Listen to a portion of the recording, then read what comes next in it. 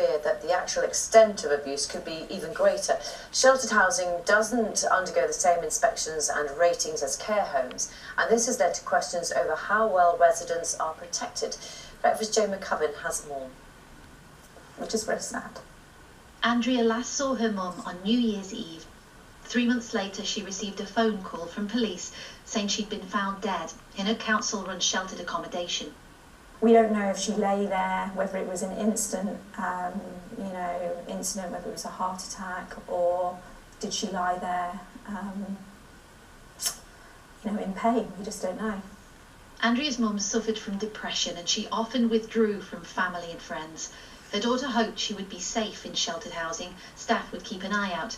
But the local authority told us that Hazel liked her privacy and had requested they did not contact her.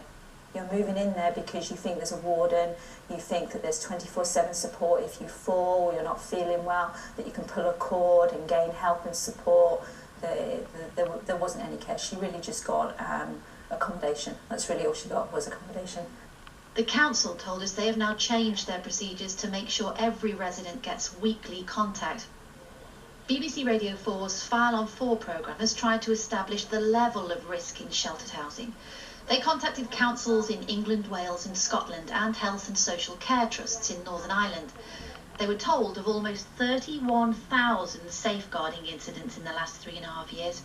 The most common were neglect, physical abuse and financial abuse. Those figures had increased 30% over that time. Are you surprised? No, frankly, I'm not surprised by the figures. I strongly suspect that they are an underestimate. There are some sectors within adult social care that are less regulated or unregulated. We have to look at the adequacy of the regulatory and inspection oversight. Not only is there no independent inspection regime in England, Wales and Northern Ireland, there's no legal requirement for professionals to actually report neglect or financial abuse. In Scotland, there are more wide-ranging powers, but the government in Westminster tell us that abuse and neglect is unacceptable. They say they've changed the law, so local authorities must ensure their services are safe, and they will look again at reforming social care in the summer. But there is still a gap between the perception of sheltered accommodation and the reality for some. Jo McCubbin, BBC News. It's really worrying, that, isn't it? The former Care Minister, Norman Lamb, joins us now from our Westminster studio. And Norman, I know you were listening to that as well. Are those figures that we're hearing there this morning from the BBC investigation, are they a surprise to you at all? Well, they're pretty shocking, aren't they?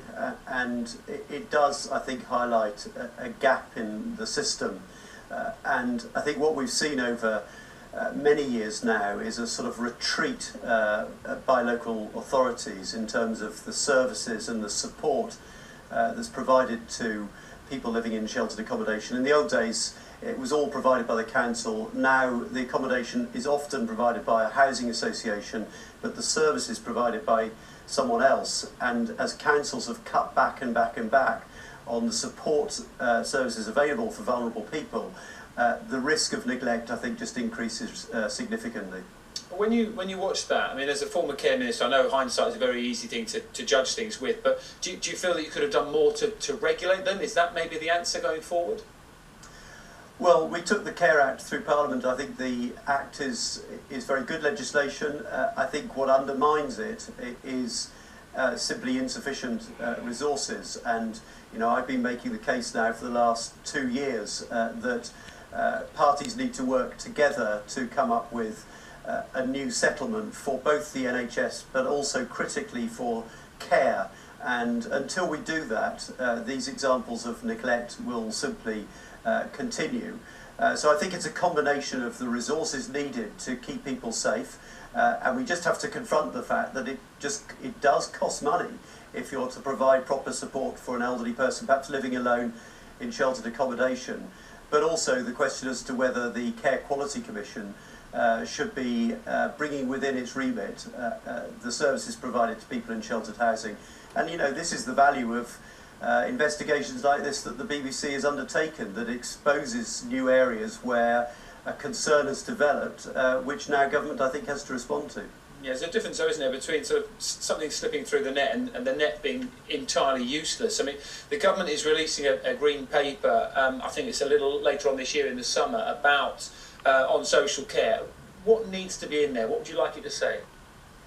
Well, I think for a start, they're pursuing the wrong approach. They're effectively going to publish a discussion document in the summer.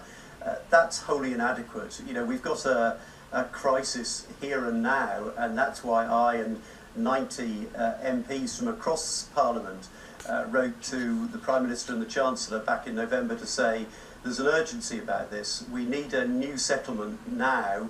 The process should be completed within a year, not a discussion document, which will lead, I can guarantee you, no legislation for the rest of this Parliament.